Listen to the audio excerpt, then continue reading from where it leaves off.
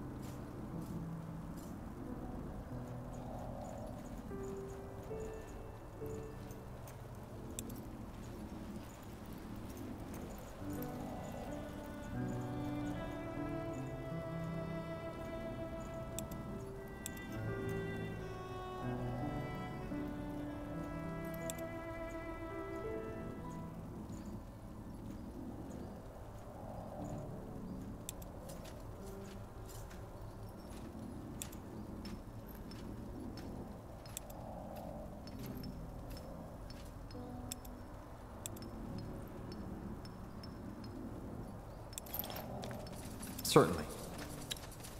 Something there.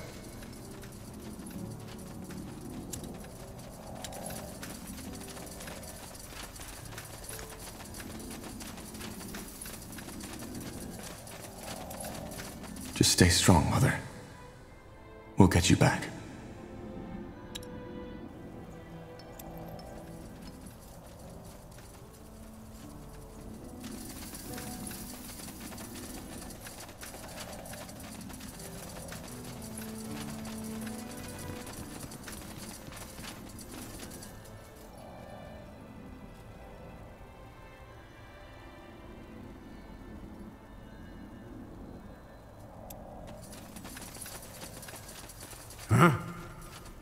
Best you talk to Ulfric. Let me see what you have in stock. Certainly. Looking for potions and scrolls? I'm sure I have just what you need.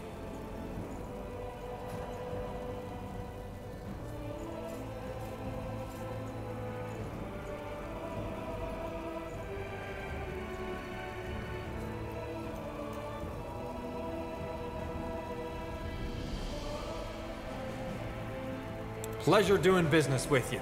Come again. I'm getting new wares by the next moon's turn.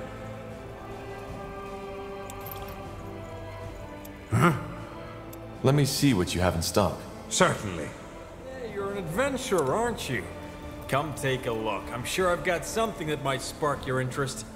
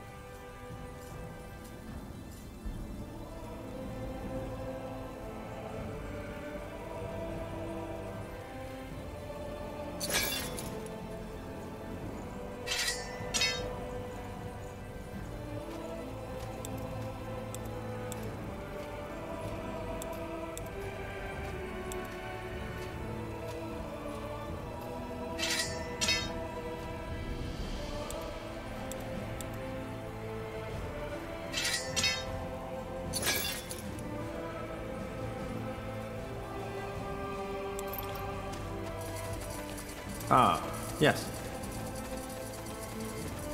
Tandai Tahar. Come to trade? The best wares from Kalea to Northander.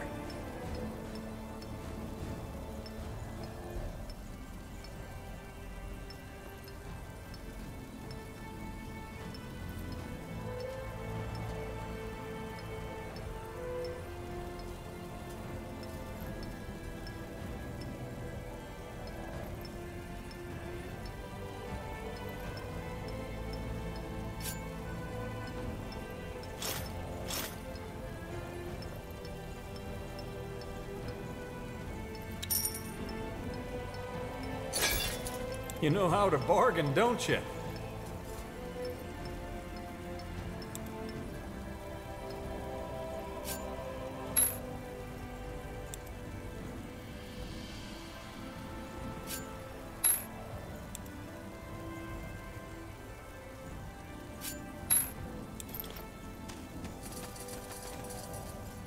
As you want. Interesting.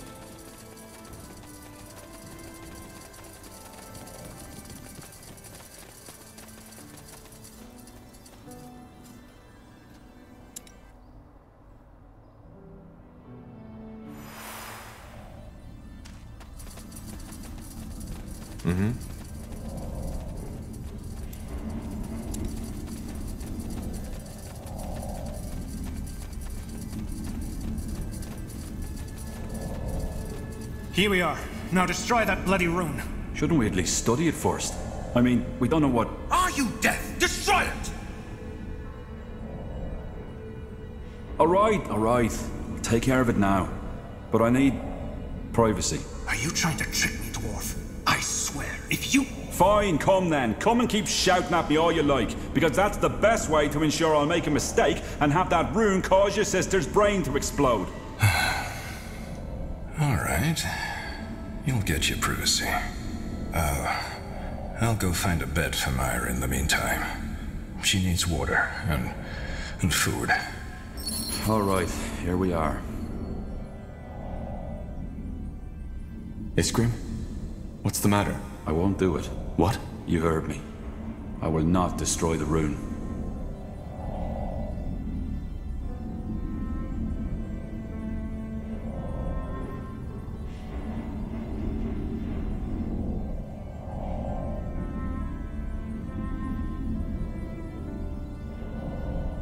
Are you joking? This thing is what's controlling Lady Myra. Yes, it is, but there's something I haven't told you. Something I only found out a week ago. Yes? The Shapers. I finally understand their secret. Why they persisted for so long. Why during their reign there was not a single power who dared to defy them. Not even the dragons. Why there was peace. The rune. It all makes sense now. The Shapers used these runes to control, to ensure stability. They enslaved their own people by exerting mind control. Is that what you're getting at? Enslaved? So a murderer put behind bars is a slave too? No, Tahar. They used the runes to protect their empire from its enemies, from outside and from within. Don't you see? This is the reason why there were no wars, no coups, no stupid rebellions. Because the Shapers had the power to correct misguidance. And the best thing about it? The Control didn't even suffer. They merely had their views readjusted and continued to live on a normal life.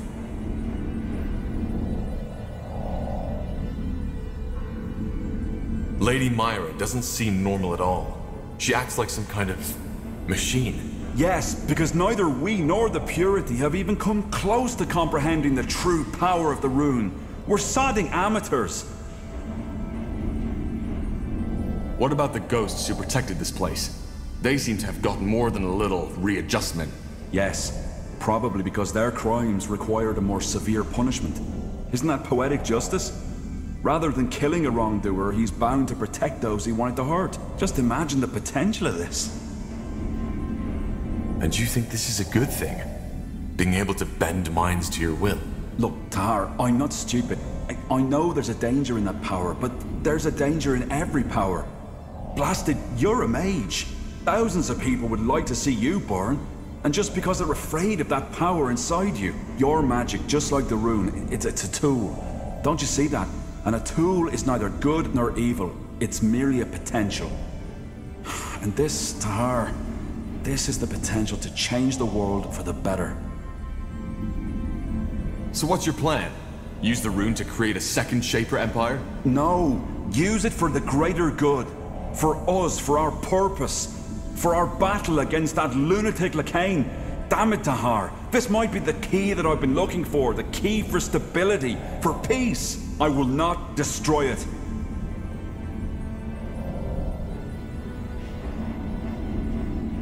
Iskrim, calm down.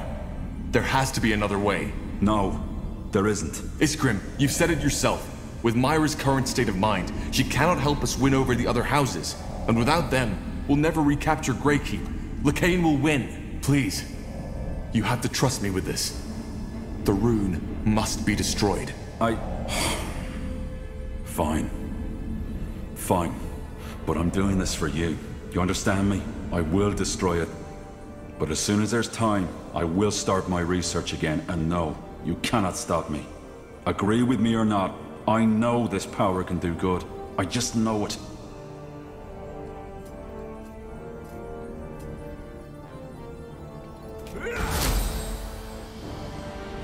It's done. Go see after Lady Myra at the Har. I need time.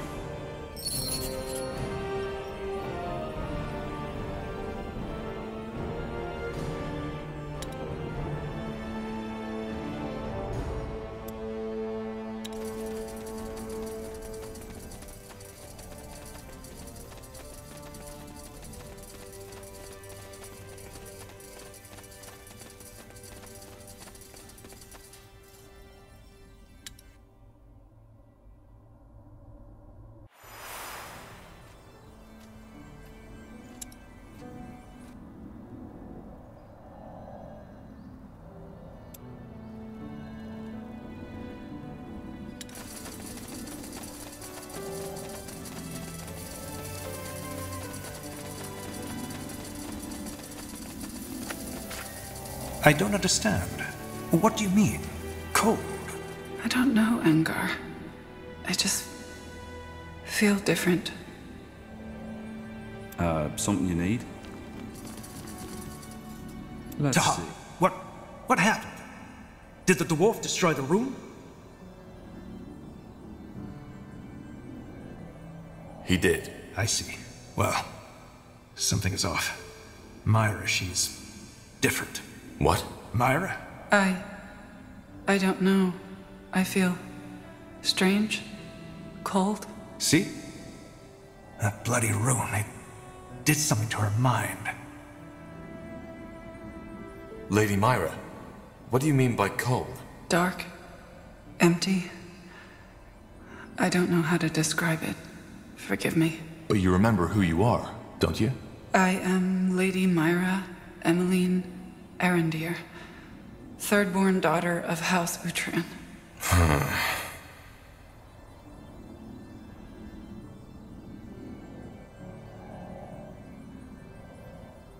But we destroyed it. That's my point. Her mind, it must have suffered permanent damage. None of this should have happened. None of it. Myra, you should get some rest. Things might be different tomorrow. Yes, brother. As you say. Come, let us call your companions. There's things that need discussing.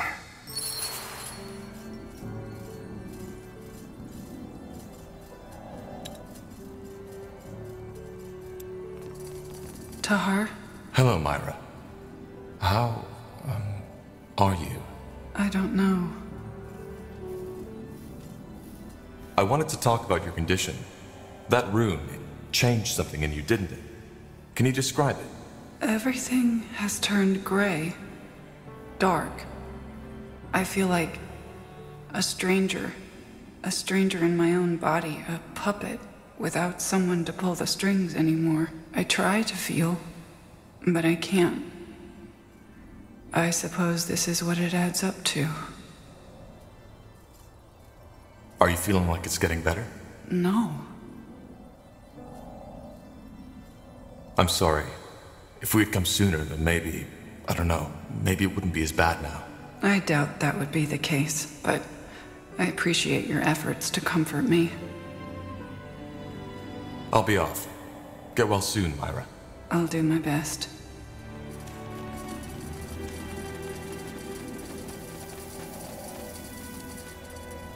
Huh? Yeah, do you need something? I'm a tad busy.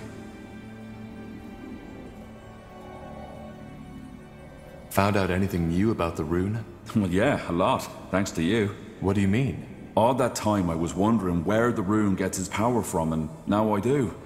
It's the Archfire. The essence, as the Shapers called it. In a nutshell, it's a power link. By carrying a rune, you're opening a gate that allows the Archfire's power to flow into you. Just a part of it, of course, and by far not as much as the Nexus is able to channel, but still, it's fascinating. Well, I guess that explains why it's so much more powerful than most magic we know. Indeed. But I'll do more research on it soon. Goodbye.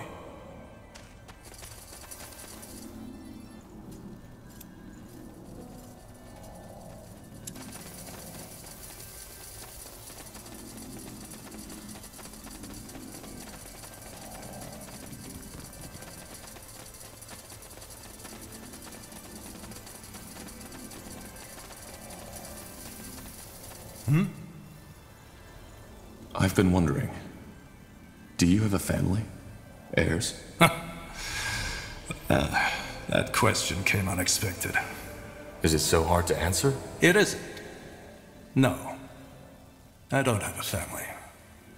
Save for my sisters. How come? Well, I'm afraid to understand my answer, I need to go back a little. You see, I had always known what my life would look like, long before it became what it is. You see, House Arendir is one of the eldest of Northander. The role of every Arendir had already been chosen the moment he or she was given birth to. For me, it was always clear that I would be the Lord Marshal of the Royal Army. So your parents forced you to do this? Let me put it this way. It was my duty. Of course, I could have rebelled, but even back then, I had already come to realize that the needs of the many outweigh the needs of the few. Sure, I too had had my share of boyhood dreams, but betraying my parents and the realm had never been an option. Being a royal commander sounds an awful lot like a boyhood dream to me.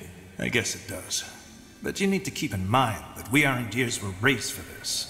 I knew from the start that a military path had little to do with the tale of brave knights in shining armor from the poems and the plays. People, especially in youth, often crave for what they don't have. The fisherman's daughter might dream of a life as a princess, whereas the princess aches for the charming vagabond to take her to an exotic place, far away from her life of etiquette, stern-faced governesses, and arranged marriage.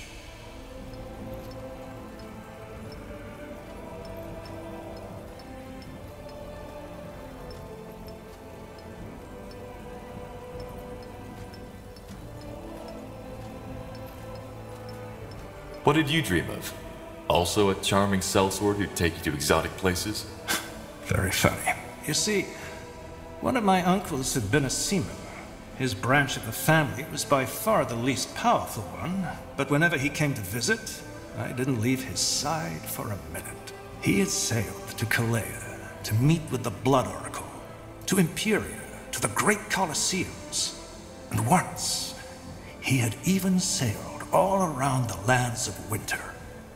You can imagine that for me as a boy, his stories were a lot more exciting than my lessons in math, history, and politics. And more than once after his visits, I found myself lying in bed and wondering what it would be like to just pack my bags, enlist on one of the trade ships, and see all these marvels my uncle had told me about myself. A foolish fantasy, of course, but still, it existed. Is your uncle still alive? No. His ship ran aground when I was 14 winters old.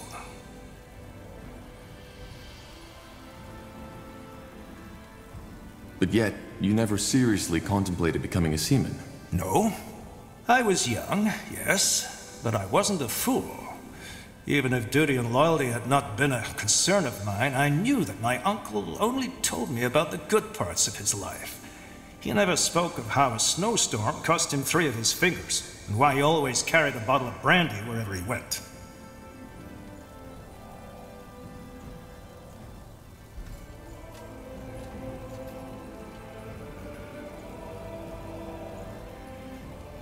For what it's worth, I think staying was the right choice. I'm glad you approve. Either way, we digress. I still don't understand why becoming the Lord Marshal stopped you from having a family. It was a choice. I probably don't need to tell you this, but love and marriage are as much a duty as any other. You cannot be a good husband or a good wife if you don't commit entirely. And the same goes for parenthood. And the higher I rose, the more I realized that people in my position, whose decisions affect the lives of tens of thousands, can and should only have one commitment. Their duty. Yes. I know it sounds dramatic, but it's the truth. I chose not to have a family, because the realm was my wife and its people were my children. Allowing somebody else into my life would have meant betraying the others. What about the Arendir bloodline? Who will carry on your name if you don't have an heir? My sister, Myra. But isn't she a widow? Yes. Her husband, Lord Uhtred, died in the Mage Wars. But she is still young, and once we've ended this madness, I will encourage her to look for a new, suitable partner. But there are commanders that have families. And they have them at an expense. If life taught me anything, then it's that excellence requires absolute dedication. And with the responsibilities that I have, I simply cannot allow myself to be distracted.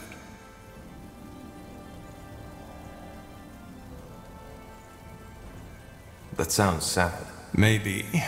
But we've wasted enough time. You wanted an answer, and that was it. Is there anything else you wanted to know? I'll be leaving now. All right.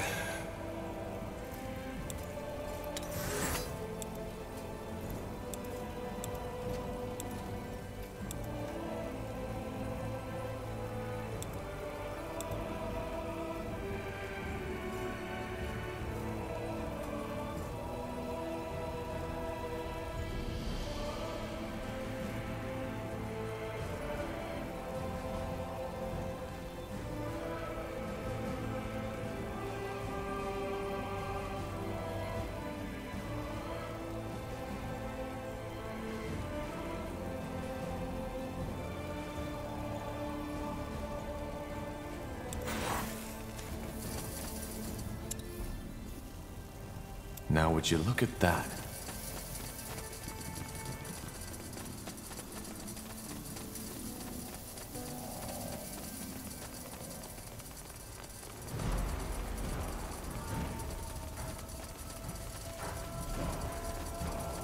Zalraka, what do you need? I want to train the fire wielders. All right. Here's what we can do.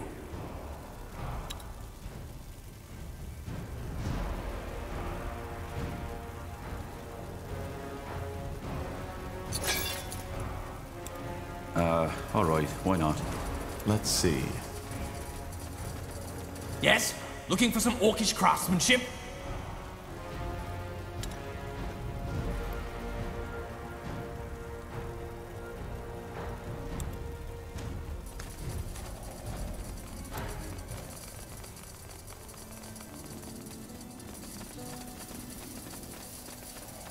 Yes? Looking for potions and scrolls? I'm sure I have just what you need. Come again. Will do. May the Guardians have mercy on your travels. Ah, yes. What can I do for you today? Let me see what you have in stock. I had hoped as much. What do you need? Yes? Want to trade?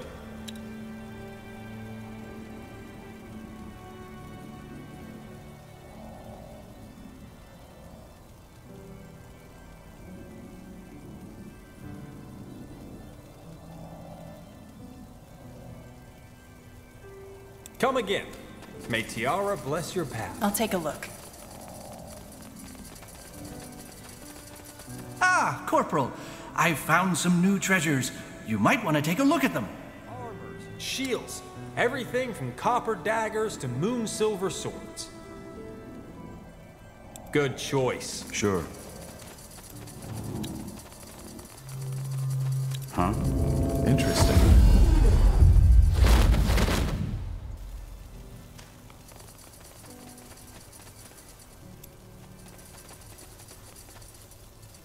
All right. Now that my sister is safe and we have the Utran army beside us, we need to discuss our course of action. As I've hinted at already, there are 2 more problems we need to take care of before we can gather to convince the other royal houses to join forces with us and reconquer Greykeep. Lekain's Iron Ones, and the Leonida forces. Iron Ones? You mean these giant walking armors? Yes. We need to destroy the place where the Purity manufactures them. And we need to eliminate Amaria Leonida, who has allied herself with the Harbinger. House Leonider has the strongest army in Northander. Wouldn't it be wiser to forge the alliance with Wulfgar and Hallett first and then deal with them? It would, but Leonider is controlling the borders. In other words, until we've taken care of her and the Ironborn, we couldn't move the Wulfgar or Hallett forces, even if they agreed to an alliance.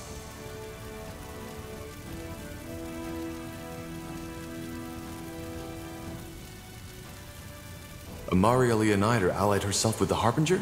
Why? Because she's probably the most ardent follower of the Purity's teaching. She was the first truly influential Nortandian to repent when Lekain's new religion was founded, and also the first to declare her unconditional loyalty after Lekain showed his true face and took over Greyfell. Could that also have something to do with what happened during the Mage War? That her sons fell in the last battle against my father? I'm pretty sure it has. Did you know that she attempted to commit suicide? That was only months after the Queen had put an end to her father's doing. So yes, her loyalty to the Purity almost certainly has to do with her losses.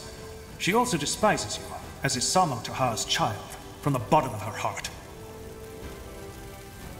That's not good. How do you plan to neutralize her? We can't just move our army into Leonider territory. That would be suicide. Well, that's where we got lucky. Amaria Leonida has taken up position in the Eye. In the marshlands? Why? My guess is as good as yours, but I suppose it has to do with your father's laboratory. I doubt Lekain is done with it. So, Amaria is leading the army herself? How? I didn't know she knew about warfare. Well, word has it that the Harbinger has... how should I say... granted Amaria a gift as a token of gratitude for her loyalty. Magical powers, in other words. Maybe even a part of this Archfire energy. No, I don't know if these rumors are true, but we'll have to consider them when we make our plan. Wow. Seems like this will be quite the battle. Indeed. Which is why we need a good strategy. Any idea what these Iron Ones actually are? Golems? No, I doubt it. They have the magical signature of a human. I guess we'll need to find out. Yes, though I'm fairly certain the Harbinger's new magic has to do with it. The Archfire. But if that's the case, how are we supposed to deal with them? Well, according to my scouts, there is a place where they are being created by whatever unholy power is behind this. And it seems that this smeltery, if you want to call it that, is in the Windwall foothills. So we travel to Windwall and burn down that factory. Is that the plan? Yes. It's a simple task, but it won't be easy.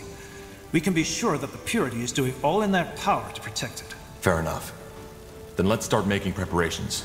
Good. I'll be here if you need me.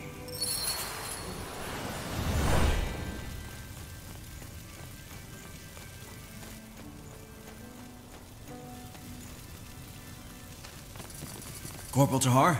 Corporal Tahar! Now would you look at What's the matter? I have news. Bad news. Report. The Iron Falcons from Aenir's Blade. They've sent word. A dragon has appeared near the canyon. An elder. An elder? You mean... Yes. From the legends. What? But they've been asleep for centuries. Well, apparently not. Are you sure this isn't a mistake? Quite sure.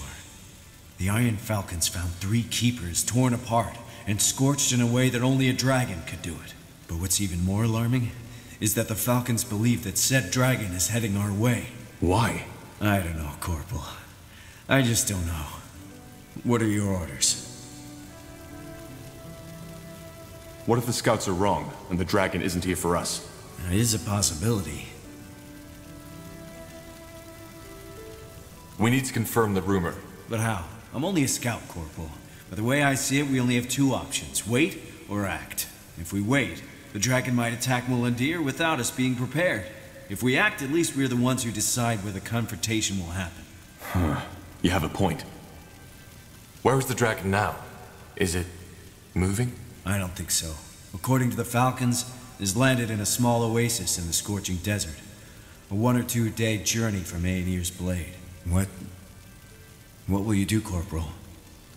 I know this war is already taking up all of your resources, but we cannot just stand by and watch while that creature comes at us, can we?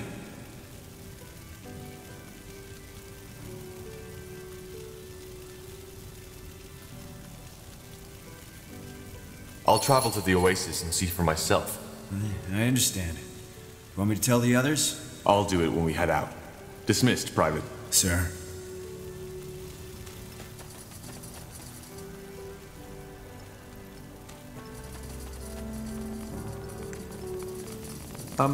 Yes, of course.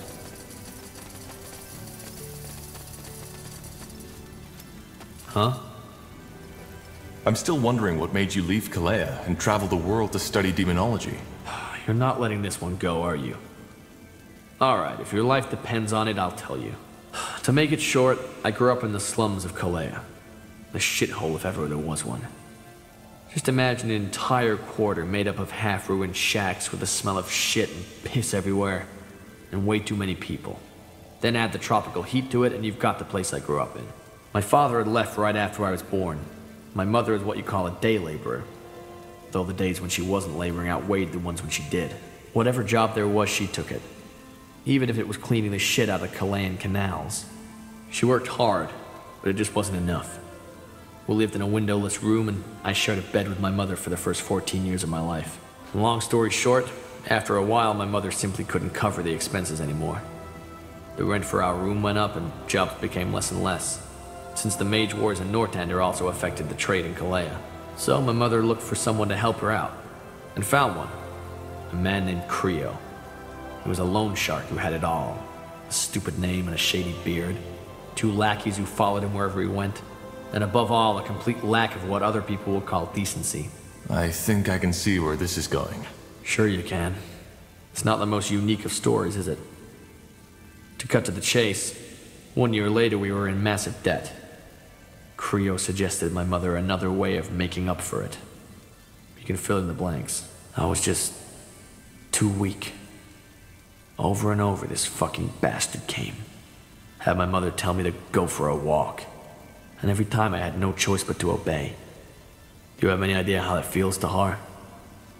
To be that powerless? I remember one day I looked in the mirror and realized how much I hated the boy I saw. I hated his body with all its frail bones, his small arms, his bloodshot wet eyes. And that's when I decided to change things. So the next time he came, I fought back. How did that go? What do you think? He beat me up. And it was the same next time and the time after that. At first he found it funny. But after the 4th time he threatened to kill me. The only thing that stopped him from doing it is because my mother begged him to. And I had only made it worse. On my 14th name day I left home and joined up with the Kalaean sand prowlers. My mother begged me not to go. But I just couldn't. Standing there and watching this fucking bastard walk into our room again and again whenever he felt like it. I just couldn't. Dying would have been better than staying. The way I figured it was that if I earned enough money to pay Mother's debts, Creo would leave her alone. Once I was strong enough, I'd come back. Wait for him to show up again. And then... well, you can imagine the rest. I think I can. So who were these sand prowlers? A group of mercenaries. They took me in and trained me. And even though they were skeptical at first, they quickly realized that my determination made up for what my body was lacking. When I was 16 and I discovered my magic, one of their leaders made me his apprentice. The arcane universities are a shithole made up of boy-loving old geezers who care more about how you wear your hair than about your magic. I'll tell you the real thing. And that she did. Was that sand prowler mage also who introduced you to demonology? What? No, she was a mediocre mage at best. The most powerful thing she could do was lighting someone's hair on fire. Though of course she didn't see it that way. After 1 year I was already stronger than her, and I started my own studies. What was it like to work with the Sand Prowlers? Well, if you were hoping for stories of sex, adventure, and intrigue, I have to disappoint you. Most of it was nasty stuff. Fighting in wars which you knew were wrong, beating up people who were practically helpless. But then again, the Chilean Guard was no better than that. It was a case of pick your poison. What about your plan to pay your mother's debts? Did that work out? Well, I thought so at first, but we'll get there. Huh. So did you ever return to your mother? Of course. On my 18th name day. I had wanted to return earlier, but a contract had me kept overseas for a lot longer than I had expected. Sorry. It's strange to talk about it. What happened? My mother. She was gone. Her room had been cleared out, and the neighbors told me she passed away unexpectedly just 3 weeks before I arrived. Her heart just stopped beating. I'm sorry. Why? It was a natural death. She was old when she gave birth to me, and the life on the Chilean streets isn't forgiving. In other words, it was bound to happen. I went into the room and looked for our stash. A small casket under the floorboards. I found it, opened it, and saw all the money I'd sent her over the years. So... She never used it to pay Creo as I instructed her. I have no idea why, but my best guess is that she thought it was mine since I earned it. She was that kind of person, you know? No matter how hard fate punched her in the face, she clung on to her ideals. Always did what was right rather than what was good for herself. And look what she got in return. Did you ever visit her grave? I did, but it was a mass grave. Dozens of corpses, all piled onto each other, and some earth shoveled on top of it. I threw up when I saw it, and never came back after that. What about Creo? Well, as you can imagine, I went to look for him. Right after I was able to think straight again. But he was gone. Where? I don't know. I asked everywhere and everyone who could know, and they either didn't or gave me different information. After a while, I gave up. Why? Because people like Creo are just a reality we have to deal with. I could have killed him, but what good would it have done? My mother was dead, and no amount of bloodshed and gut tearing could have changed that. The world doesn't give a fuck about your ideals, Tahar. About doing the right thing. That's just the shit we tell ourselves to help us sleep at night. You eat or you get eaten. It's that simple. I wasn't strong enough when I should have been. And that's why I couldn't help her. That will never happen again.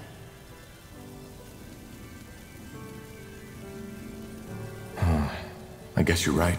I am. To wrap up the story, I enrolled at the university from the money my mother saved for me. Turned out the Sand Prowler mage was wrong. There were some boy-loving professors, but they knew their shit. I studied and practiced until there was nothing left to study. Then I found out about demonology and the power in it. I quit university, and I've been traveling ever since. Taking jobs as a mercenary here and there, but above all, improving my skills. My last stop was Bar Gregora to summon a devourer. Huh. And what are you after, in the long run? I don't know. I'll find out when I get there. Huh. Interesting story. Thanks for your trust, Uran. Sure. Hope you're happy.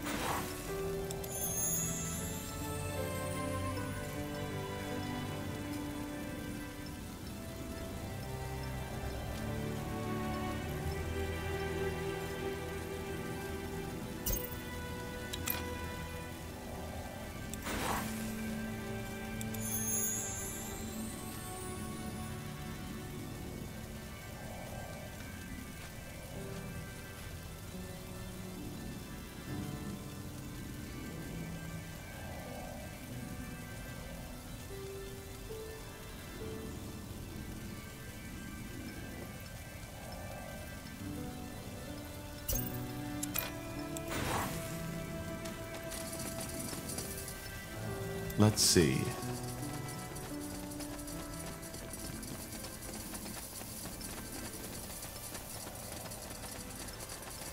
Yes, Corporal?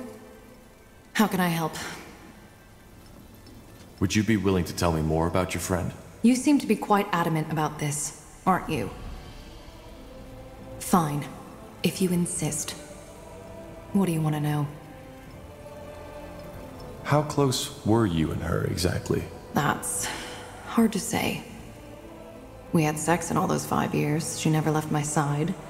So some people might have considered us lovers, but I'm not sure we ever felt that way towards each other. You see, I don't feel emotions the same way other people do. And neither did Mila.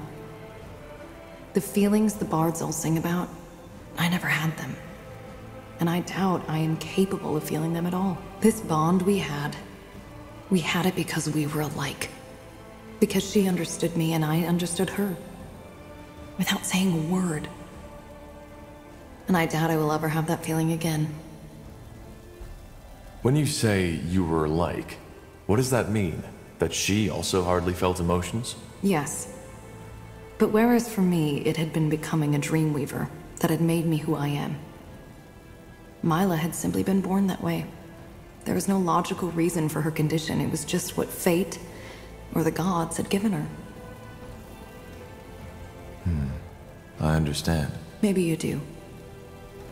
Was she an assassin as well? She was, yes. What was she like? That's a difficult question to answer. Compared to me, I would describe her as more cheerful, more talkative.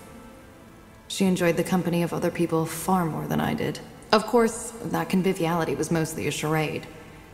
Her interest in other people was genuine, but it was mainly because she wanted to study them. It was almost as if, until the very end, she believed that she could somehow overcome her nature. Of course, it didn't work.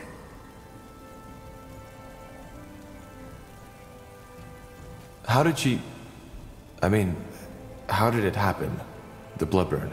Well, I presume you are familiar with how the disease progresses, so there's no need to explain that part. As for when and where, we were with a small caravan near Everlight, on our way back to Greyfell. We had made camp in a small forest when the symptoms first showed. An old man, one of the caravan leaders, started coughing blood. I think everybody saw, but they all acted as if they hadn't. From that point on, it went straight downhill. Almost 3/4 of the group were infected. And by the next day, a young boy had blood running from his eyes. Do you know what's strange? What? Up until that point, I didn't even consider the fact that Mila was infected as well. The thought just didn't ever cross my mind. How did you find out? A blister. On the 3rd morning after that night in the forest, she took a bath in a nearby river and I saw it. That was it. I knew what would happen. And so did she. I insisted on riding back to Everlight and looking for a healer. An irrational thing to do, and I knew it. But I figured that a chance was better than none. But she wouldn't have it. I want to tell life when it's over, not the other way around. That's what she had always told me. And that night, it turned out she meant it. She took her own life. Yes. When I returned to the camp that night, I found a letter where she told me to meet her at a nearby clearing. I did, and found her laying on the grass, hands crossed behind her head, as if she was watching the moon. There was an empty bottle next to her, and I immediately recognized it. It was the merciful slumber, the most painless of poisons at our disposal. When you drink it, it's almost like falling asleep, very slowly. She was smiling when she faded away. How do you feel about her decision? How should I feel? It was her decision, and it was the most rational choice to make. Dying of the blood burn is incredibly painful, and she avoided that pain. Her last memories were ones of peace.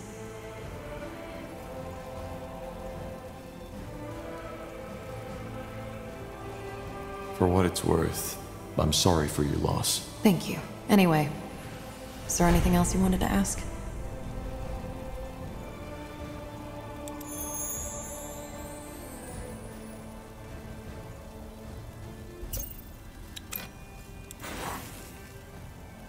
Sounds like a plan. Fine.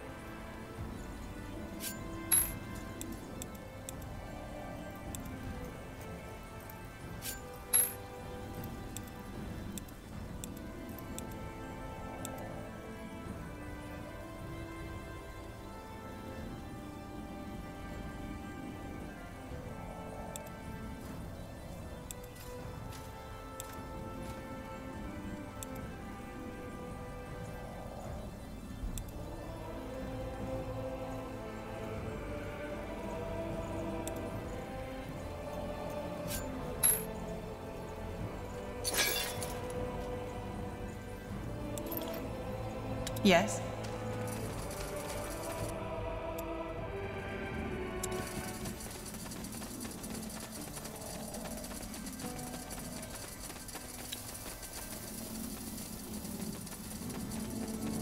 There you are. Tahar, I found something incredible. What is it? Remember how I asked you for permission to examine your mother's body? Undergas and I did that yesterday. I hope you know that wasn't an easy decision for me. Yeah, Tahar, I know. And believe me, we were respectful. Save for that strange stasis, her body's still unscathed. So? Were you able to learn anything? We did. And this is what I'm so excited about. That jewel in the front part of her cranium. At first, we thought it was simply an ornament to mark her as a member of the priest caste, but it's more than that. It has magical properties. But it's still an ornament, isn't it? She wasn't born with it. No, she wasn't. As I said, the different castes had different ornaments worked into their bodies, and while the ornaments of the lower castes were probably just adornments, those of the higher castes were actually magical. What kind of magical properties? It's somewhat similar to the Harbinger's rune. It's essentially a magical talisman that made them smarter and stronger. Long story short, despite her spirit being gone, the ornament still seems to be active. I think we could remove it. And what for? As I said, the jewel is magical. If you wear it, say, as a talisman, it could increase your magical powers significantly. It could really help us in our fight against Lacane. Isn't that dangerous? I'm close to certain it isn't. The ornaments are really just jewelry, like a ring, only woven into the flesh. I think we can remove it without causing your mother's body any harm. But then again, there's no way of knowing for sure. All right. Do it. Of course. Give me a moment, will you? Shouldn't take long. All right, Tahar. It worked. Here, take a look. Can you feel it? It's amazing. And you're sure it didn't damage your body? Pretty sure. Removing the jewel only caused a small wound, and I stitched it up right away. It should be fine. Now, take a look. Do you feel that energy? You're right. It's immense. Well, I guess now we know why the lower castes revered the priests as gods. Telepathy, magical ornaments, they were almost superhuman, so to speak. Either way, I think it'll help you on the field. Thanks again for your trust, Tahar.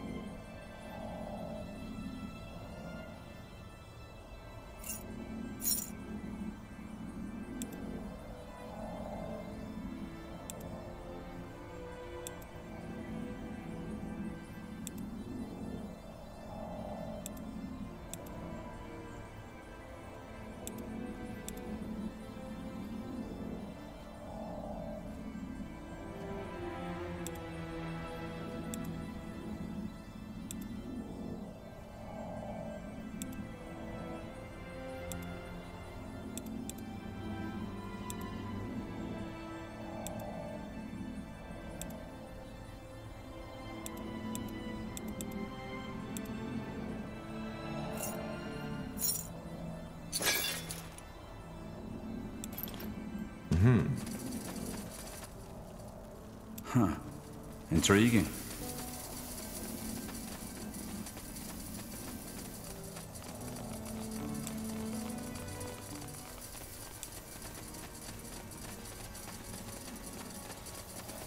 Good to see you, Corporal. What can I do for you?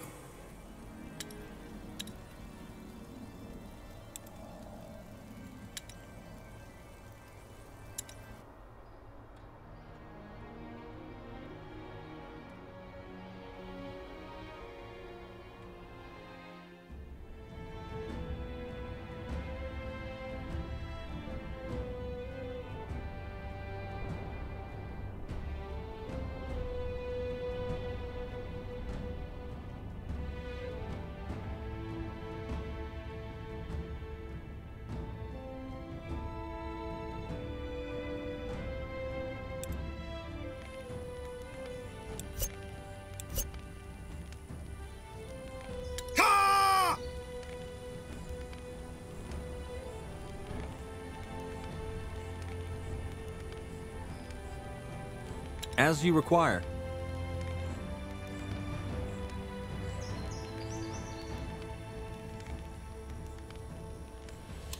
South of Leonida and east of Hallet lies the scorching desert. A place as inhospitable as it is dangerous. The desert is uninhabited save for the dust-crawler orcs, a nomadic orc tribe that roams the dunes in search of fresh water. With a throat as dry as parchment and a throbbing headache, you arrive at the place your scouts described. A small oasis amidst the blazing ocean of sand. Despite the heat, you feel a cold lump forming inside your stomach. Something is nearby. Something powerful.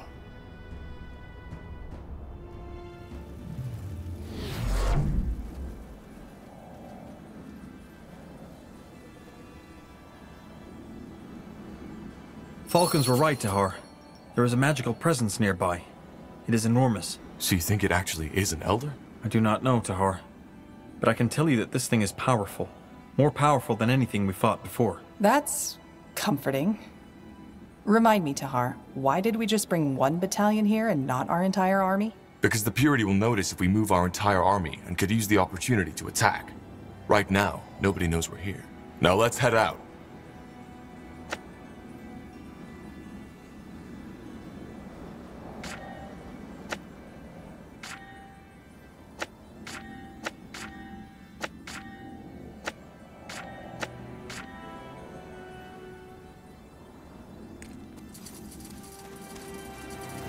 That way?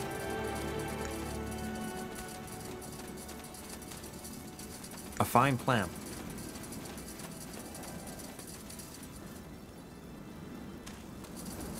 Shit, that was a painful death. And it wasn't caused by normal fire.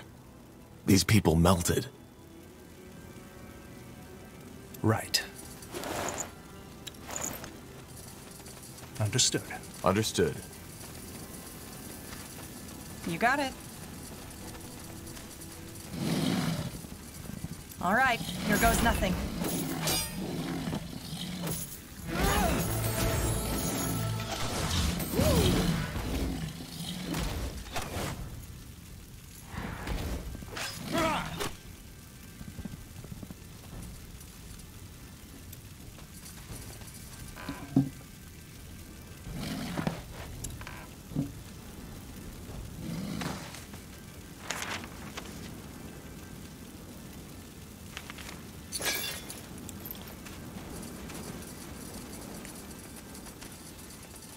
Sure. This one looks as though he's been mauled. And he's wearing an unusual armor, isn't he? Huh. Do you see these crystals in his skin? They look an awful lot like the ones we found on the Hibernian island, don't they? You're right. They do. Strange. Got it.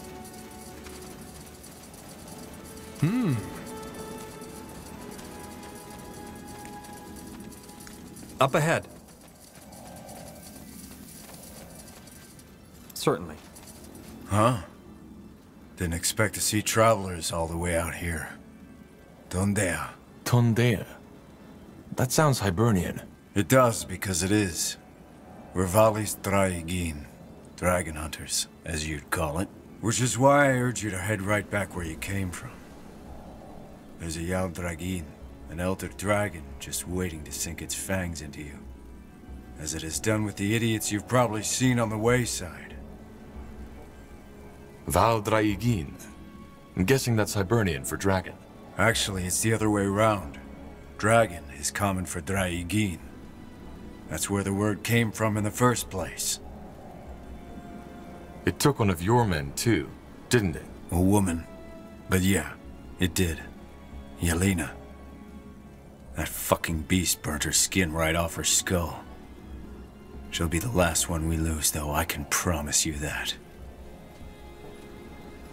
So you're actually Hibernian dragon hunters? Well, we're not 800 years old, so we're obviously descendants. I hate to break it to you, but the only proven direct descendant of Hibernia is Queen Aelith. Our order has been around for over 100 years now.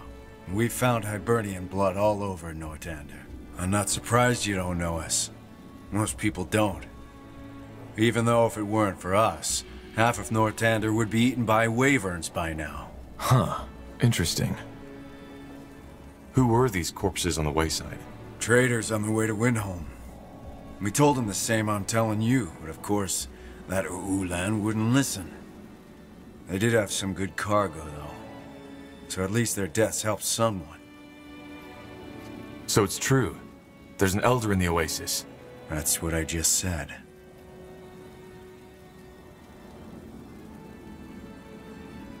I think that dragon is here for me. Are you sure? I heard it was here for that marvelous cheesecake they made in Everlight. I'm not joking. There has been a magical outbreak 4 weeks ago. And I was responsible for it. We have reason to believe that this dragon is headed to our camp. An outbreak, huh? That's what Pavlos said, too. Well, if that's the case, you should probably talk to him yourself. I assume Pavlos is your leader. Oyras, yes. He's just down that slope. I still think you're better off leaving, but I can't stop you, can I? Now, if you'll excuse me, I have to make preparations. Fine. Valis Draigin? Whoever these guys are, they aren't Hibernians, Tahar. What makes you think that? Hibernians were 8 feet tall and had light green eyes and pitch black, slightly bluish hair. That guy looked more like a child at a masquerade party than anything else, and even his accent sounded put on. Queen Aelith is the last living Hibernian. All the scholars agree on that.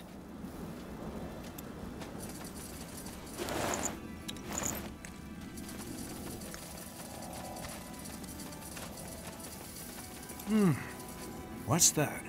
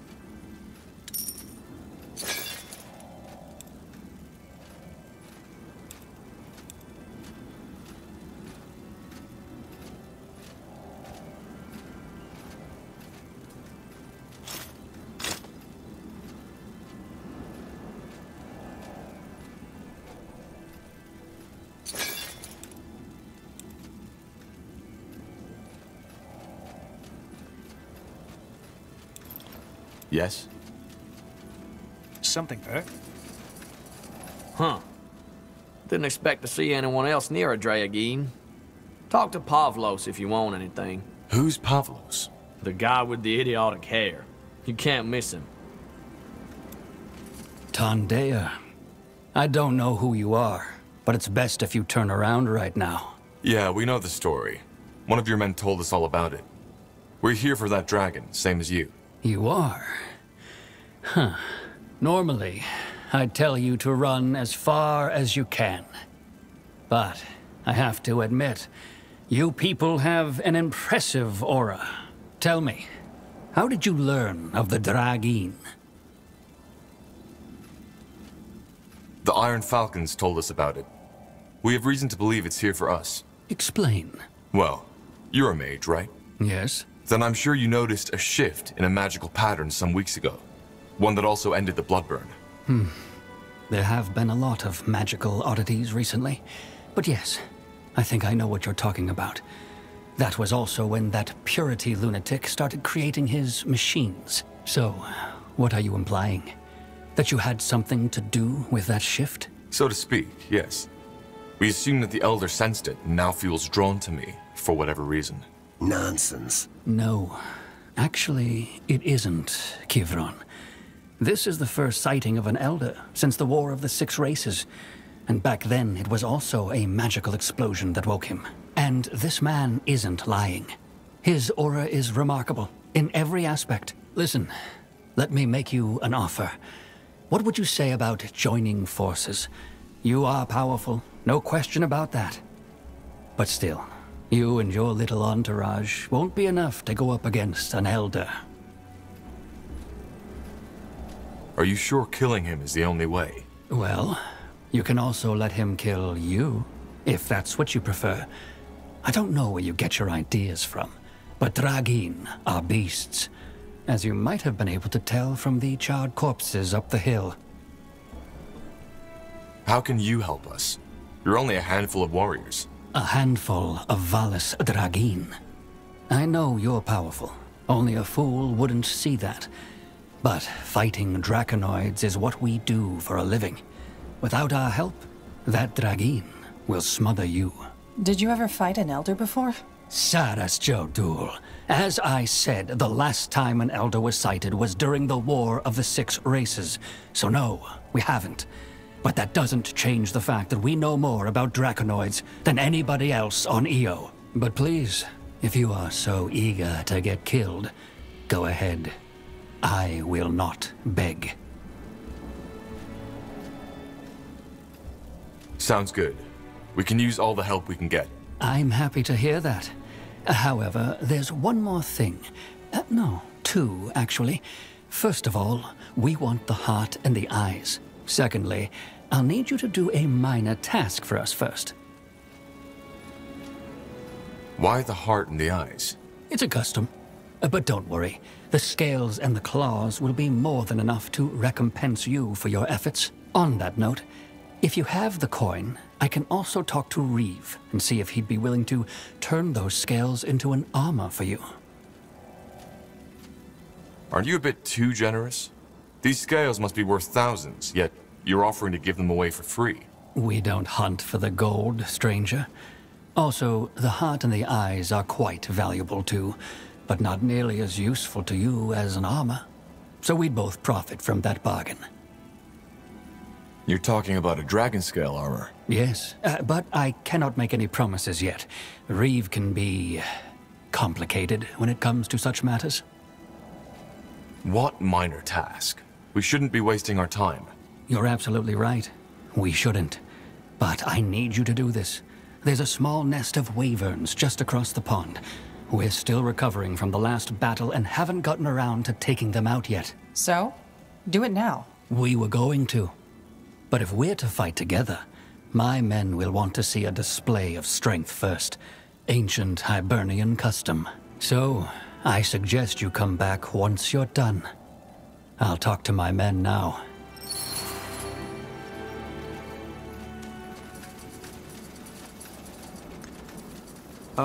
Yes, of course. That man, he wasn't telling you the whole truth. An Elder's heart is worth more than 3 Elder scales.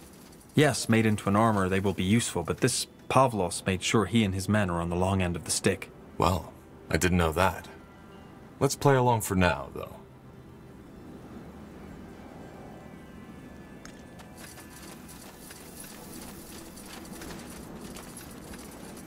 As you want.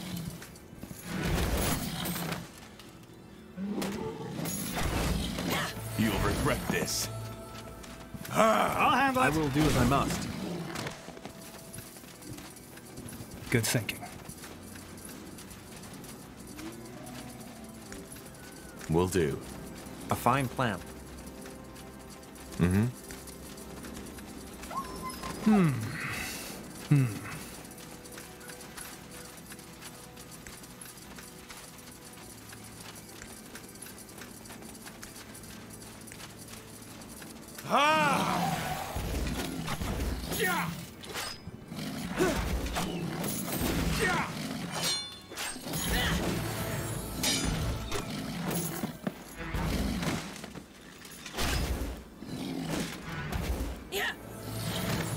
Let me see.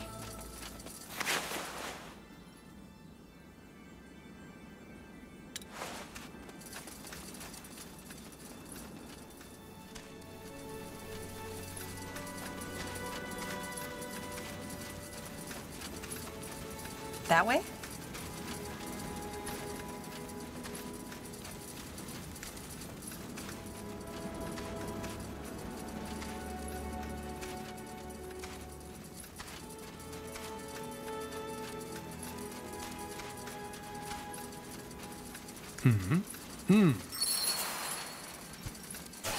Here we go. You think you have a chance? You?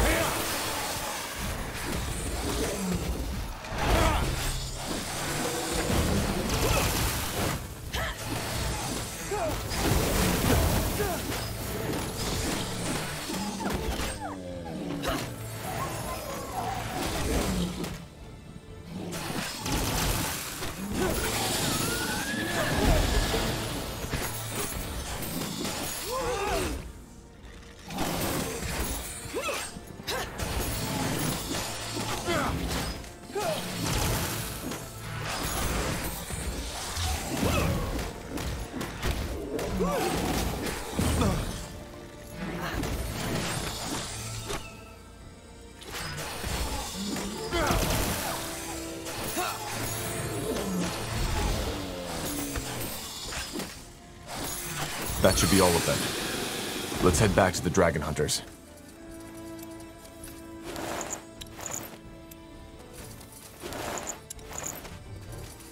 Interesting. As you want.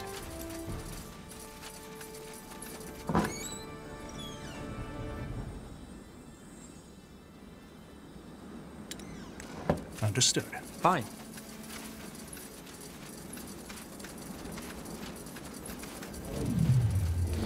I'm dead.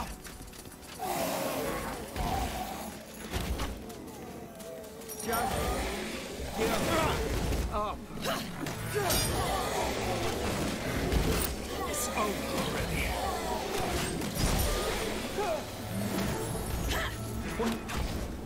Your struggle is pointless.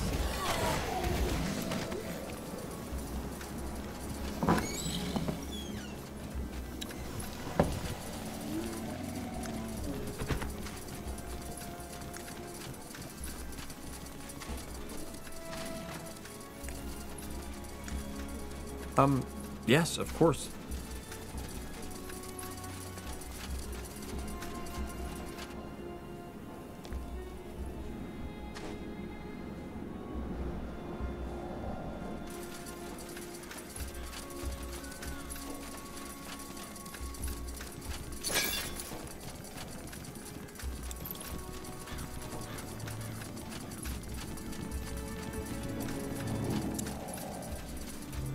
What do you want?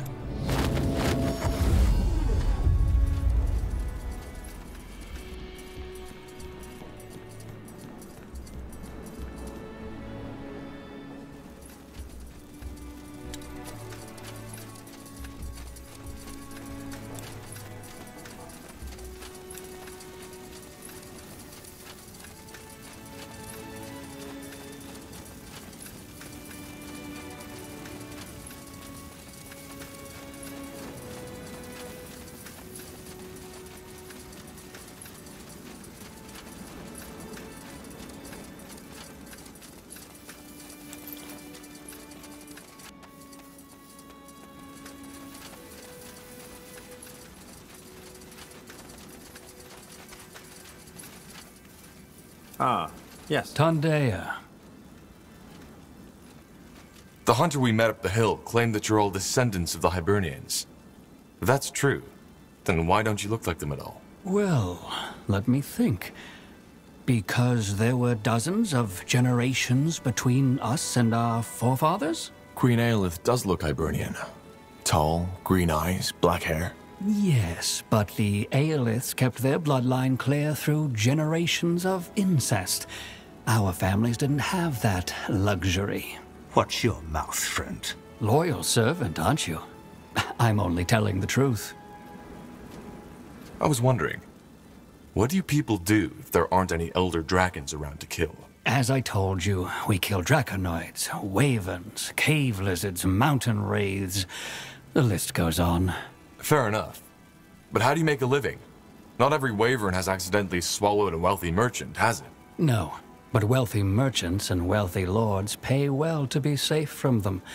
There's more feral draconoids in just Northander than we could kill in a lifetime. But, of course, this is the real thing. Hunting down an elder. There's more honor in that than in all the wyverns we've killed in the past 10 years. We cleared out the nest. Very good. I also told my men about my idea. And though they weren't exactly thrilled, they agreed to help out. Great. Does that mean we can finally start doing what we came here for? You're a bit too eager, considering what you're up against. But yes, we can start the hunt. I have already put together a plan. Then fill us in. We should attack from two sides. First, you and your people launch a frontal assault. Once you have the dragon's attention, we'll charge in from the side and drive that thing into the claws of Nor with our spears. Find a way to protect yourself against the dragon fire. Put on the same armor you'd use against a mountain-tall, ravaging ball of moon-silver daggers. And don't even try to use blunt weapons against that thing. That'll do as much good as smashing your head against the Grey Keep walls. All right, I got it. Good. Then we'll move up to the bushes and wait for your attack. Good luck. And try to last more than a minute.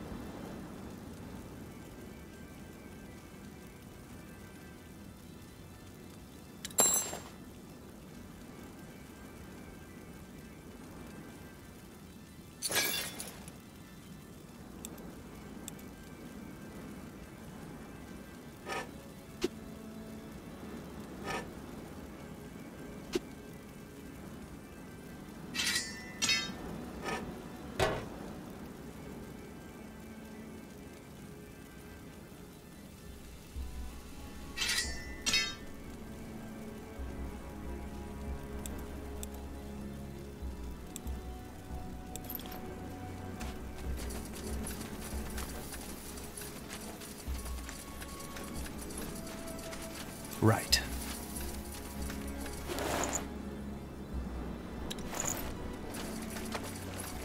Fair enough. Let's do this.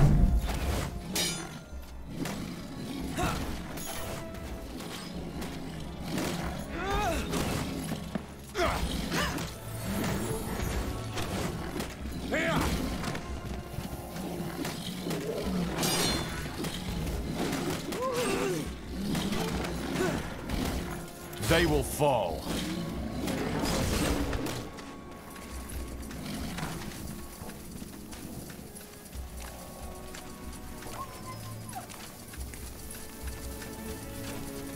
Understood.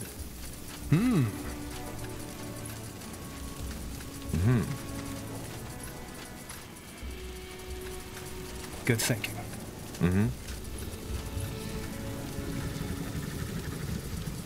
I'm ready.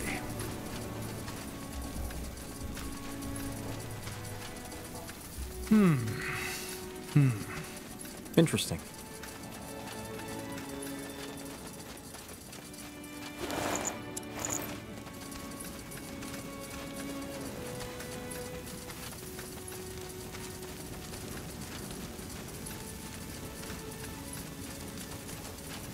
For the Queen!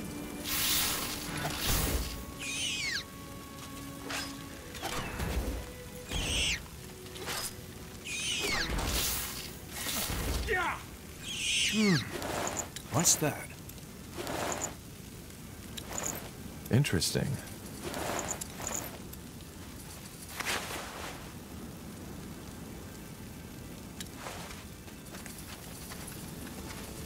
Sounds like a plan.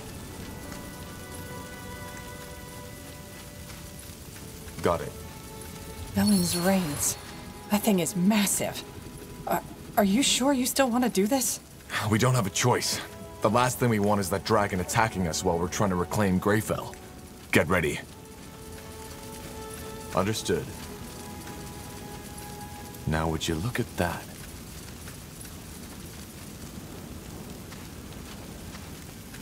You have my attention. Yes? Right. Tahar. What the? That is your name, is it not? Tahar. It isn't attacking us. Why? I think it's speaking to me. In my head. You mean? Telepathy, yes. It is the only way the two of us can communicate. An interesting group you have gathered around you, Shaper Child. Have you come to kill me?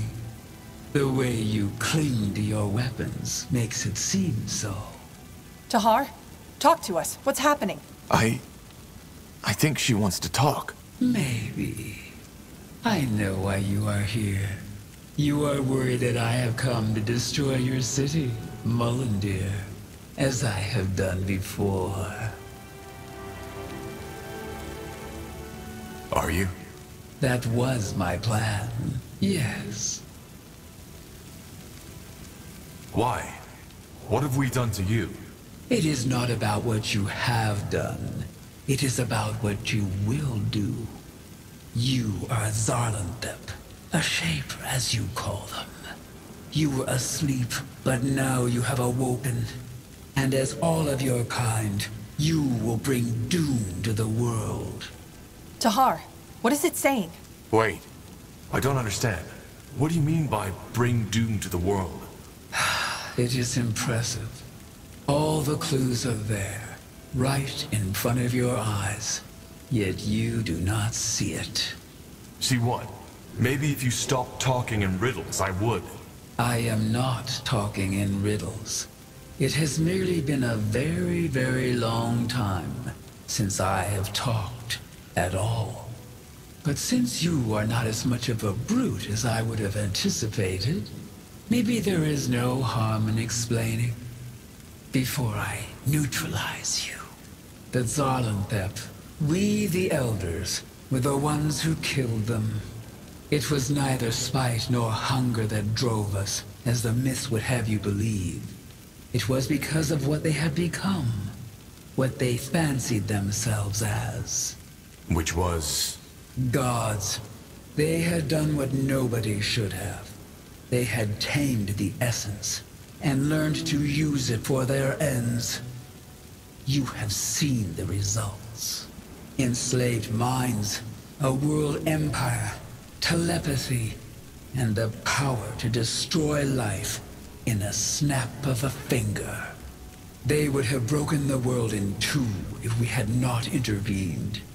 So, we did. You killed them? Yes. People misunderstand us, Tahar. We are not beasts like most people. We are watchers, and we do what the Guardians could not. The world is tiring, and life after millennia becomes a burden. We do not rejoice in it, but we have a responsibility. So you are, what? Protectors? Titles are inconsequential. But yes, you can call us that, if you wish.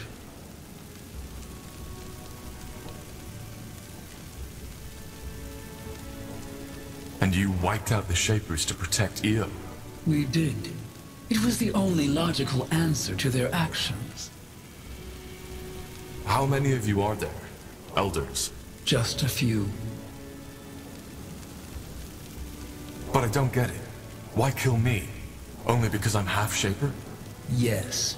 Since you performed the melding, you bear the same dangerous potential as your mother. And thus, you need to die.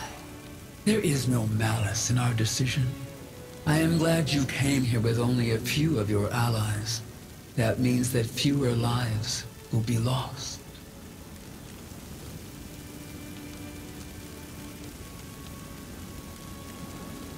I'm not the danger. The purity of light is. You both are. And after I have neutralized you, I will deal with the creature's servant. There must be another way. We both want the same thing. No. You want power, divinity, as any Zarlanthep wanted from the start. Your blood is corrupted, and so is your mind. But you don't even know me. I may be half-shaper, yes, but I was raised a human. Does that make it better? Humans are as cruel, as vile as the Zarlanthep were. Only that they have not yet discovered the power. But once they will, the earth will shatter. Our kind is too tired, too weary for another extermination like the one in the Zarlanthep days. This time, we will not fight. But you, Tahar, you are only one person. One person that can be dealt with swiftly and without wreaking havoc. I think it is getting ready to attack. Whatever you intend on doing, do it now. So there is no way I can convince you. You are insistent. Why, I wonder? Do you fear death? That is my only explanation. Maybe, but also because you're wrong. I may be half-shaper, but I'm not your enemy. Then prove it.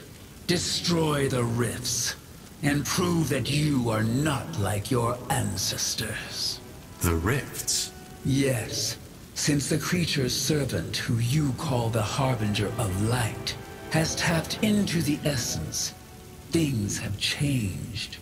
A tear in the fabric of the realm appeared, and other creatures seeking to find their way through that hole. As of now, they are still between the planes. But that will change soon. You want me to kill them? Kill them and close the rifts. It will be dangerous, and it might cost you your life. But it will show that your words were not as deceitful as those of your ancestors. Where are these rifts? You cannot see them, but I will give you the ability to do so. They are centered around the place where the servant unleashed the essence. And in return, you won't attack us. That and more. But we will talk about it when the deed has been done. But if these rifts are so dangerous, why haven't you closed them yet? I was going to, but a Zarlanthep is a greater threat than those beasts. So I came for you first. Fine. I'll do it. You surprise me. Well, then stand by your word and return to me once you have succeeded. I will wait. Interesting. So, you talked to it? What did it say? Why did it spare us? I think it's a her. And it's a long story. I'll tell you on the way back. So, that must have been a fruitful conversation? No, it's complicated. I'll tell you on the way back to Mullendeer. Now we should... No! Yales Dragin! No! Don't! Oh, fools.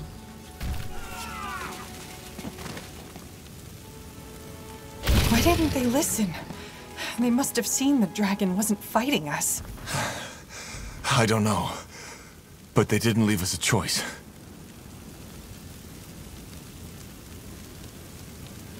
So, what's the plan?